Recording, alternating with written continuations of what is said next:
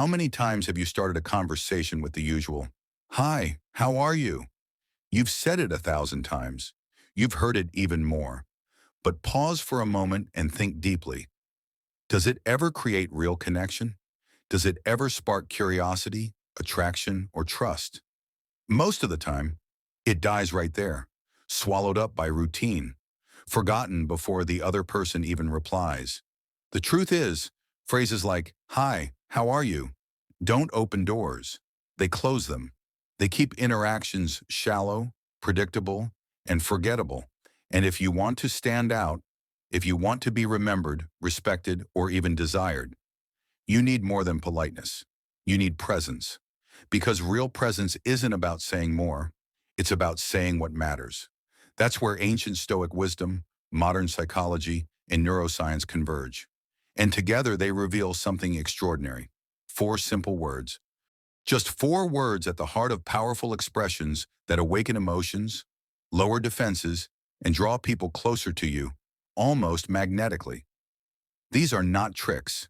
They are timeless tools used by thinkers, leaders, and wise souls for centuries.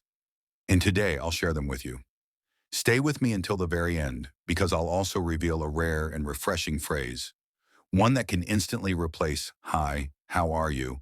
and shift the energy of any conversation from empty routine to unforgettable presence. But first, if you're new here, make sure you subscribe to Deep Psyche.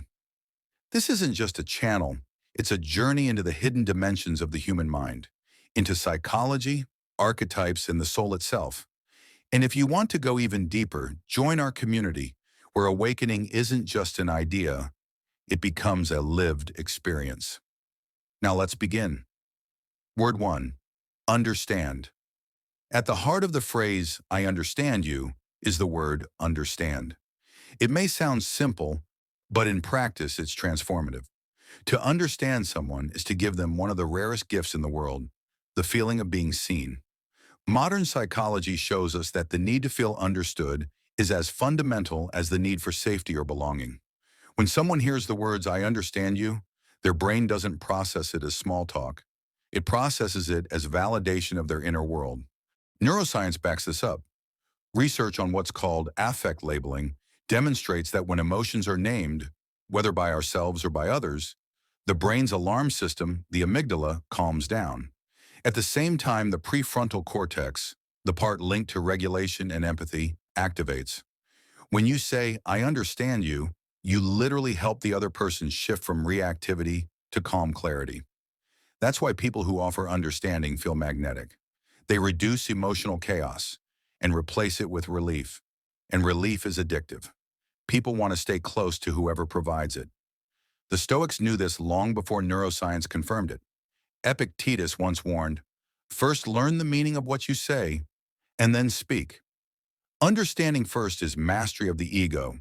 Instead of reacting out of pride, you respond with clarity. So in practice, here's what to do. When someone is frustrated, insecure, or in pain, look them in the eye. Say it slowly. "I understand you." Then pause. That silence gives your words weight. It tells them, you don't have to fight to be heard anymore. And when people feel they don't have to fight, they stop resisting. They start attaching. Word 2, sense. The power of the phrase, "that makes sense to me," rests in the word sense. This isn't empty agreement, it's recognition. When you tell someone, "that makes sense," you're signaling, "I listened, I processed, I respect your reasoning." Psychologists call this emotional mirroring. You're reflecting back not just their words, but their effort to explain themselves. And here's where it gets fascinating. According to shared reality theory, we feel closest to those who confirm our experience of the world. When someone hears "that makes sense," the brain interprets it as alignment, and alignment breeds closeness. On a neurological level, this recognition lights up the brain's reward pathways, the same circuits activated by gifts or praise. It creates reciprocity. It's as if the other person invested effort in opening up, and you just gave that effort real value.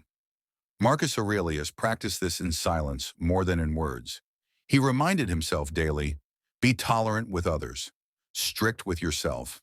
Saying "that makes sense" is an act of that tolerance. It shows discipline over the ego's urge to correct or dominate, and instead it creates space for someone else's perspective. But here's the key: specificity. Don't just say, that makes sense. Ground it. Say, that makes sense to me because I can see how you reach that decision. Now, it's no longer a vague phrase, it's a mirror. And when someone sees their thoughts mirrored in you, they feel safe. They feel connected. They feel drawn to you. This one word has the power to transform conflict into collaboration. It shifts the energy from opposition to partnership. And in partnership, trust begins to grow. Word 3, right. Now we come to the third word, right. As in, you're right. This one satisfies one of the deepest, quietest human hungers, the hunger to be validated. Every person you meet, no matter how confident, carries a hidden longing to hear, you are correct, you are seen, you are valued. Saying you're right isn't weakness, it's emotional intelligence. Psychologists point to confirmation bias, our natural tendency to favor those who affirm our beliefs. When you validate someone by saying, you're right, you're not giving up influence, you're gaining it. But here's the secret: timing and authenticity matter. If you use it too often, it becomes hollow. But in the right moment, it's unforgettable. Picture a heated discussion. Instead of pushing harder, you pause. You look them in the eye, and you say, you're right about that. Immediately, the energy shifts. Their ego relaxes. The emotional temperature drops. You've opened a door. The Stoics knew the power of this. Seneca wrote, "It is the power of a great mind to acknowledge truth, no matter where it comes from." To recognize truth in others isn't weakness, it's strength. It shows you value truth above ego. And here's the paradox. People are more drawn to those who don't fight for every inch of ground. They see maturity, they see confidence, they see someone who can yield without losing themselves. When used sincerely, your right isn't just validation, it's liberation. It liberates the other person from their defenses. And when people feel safe enough to lower their guard, they lean closer. They trust deeper. They remember longer. Word 4, listen. Finally, the last word, listen. The heart of the phrase, I'm listening. It sounds simple, but in practice, it's one of the rarest and most magnetic acts you can offer. Why? Because the modern world is loud. People speak more than they hear. Conversations become competitions. Who can reply the fastest? Who can sound the smartest? And studies confirm it. The average person remembers only about 25% of what they hear, which means true listening is rare, and rarity creates value. When you look someone in the eye and say, I'm listening, you're not just acknowledging their words. You're telling them, right now, you matter. You have my full attention. Psychologists say this fulfills the universal human drive for belonging, the need to feel noticed and significant, and the brain responds. Neuroimaging shows that being deeply listened to activates the same reward pathways as receiving gifts. The Stoics valued listening as a discipline of the soul. Zeno, the founder of Stoicism, once said, "We have 2 ears and 1 mouth so that we can listen twice as much as we speak." Listening wasn't weakness, it was mastery. Seneca echoed this. The wise are slow to speak, quick to listen. Because listening is not passive, it's presence. And in attraction, it's even more powerful. Looks may capture attention, but what sustains desire is the feeling of being safe, understood, and free to express oneself. When you listen deeply, you create that space. And in that space, people open up.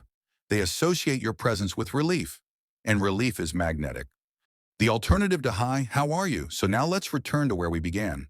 Most conversations start with the same empty script. Hi, how are you? It's polite, but it rarely creates spark. It rarely makes you memorable. Now you know there's a better way. Instead of hi, how are you? Say this. Tell me something good. It's fresh. It's unexpected. And it shifts the energy instantly. People don't answer on autopilot. They pause. They think. They share something meaningful. That's the difference between routine and presence. And once the door is open, remember the 4 words. Understand, sense, right, listen. They're not tricks. They're timeless tools. They remind us that real influence isn't about talking more. It's about speaking what matters. So let me ask you, which of these four words will you carry into your next conversation? If this video resonated with you, leave a comment below. I'd love to know your thoughts. And if you haven't already, subscribe to Deep Psyche, because here we don't just study psychology, we awaken it. And in the end, connection isn't about chasing, it's about awakening. And awakening begins with the right words spoken at the right time.